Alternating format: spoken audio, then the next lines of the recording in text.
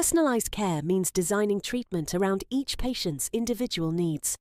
It goes beyond selecting a medication.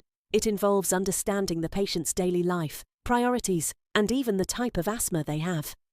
When patients are actively involved in decision-making, they tend to adhere better to their treatment plans and achieve improved asthma control.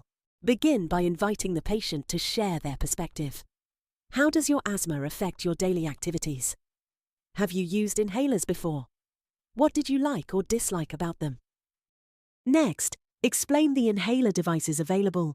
Pressurized metered dose inhalers, pMDIs, are compact and common but require good coordination.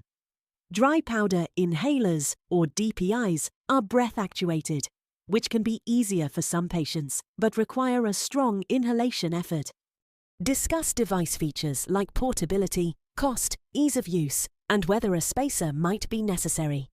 For example, if you have difficulty with coordination, a DPI or a pMDI with a spacer might work better.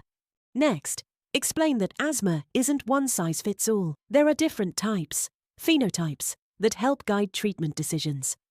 Allergic asthma typically begins in childhood with a history of atopy, such as eczema or allergic rhinitis, and positive allergy tests.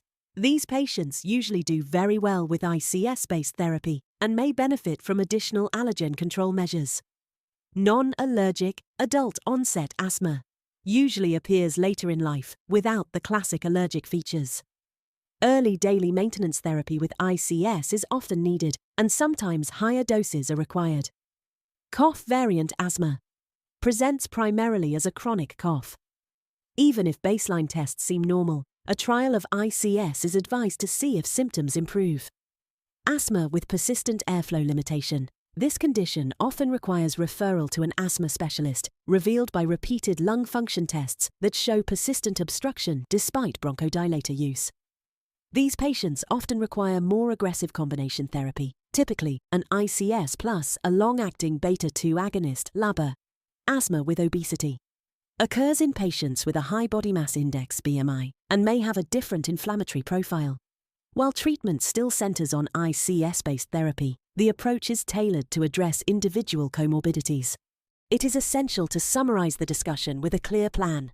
Work with the patient to develop a written asthma action plan that outlines medication use, steps to take if symptoms worsen, and when to follow up.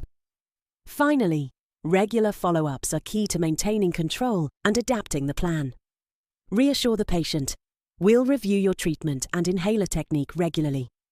If you ever feel that your inhaler isn't working for you, or if your needs change, we'll revisit your options together. Now, time to solve a short quiz to reinforce your learning. A set of selected IPCRG resources will be available for you at the end of this breath.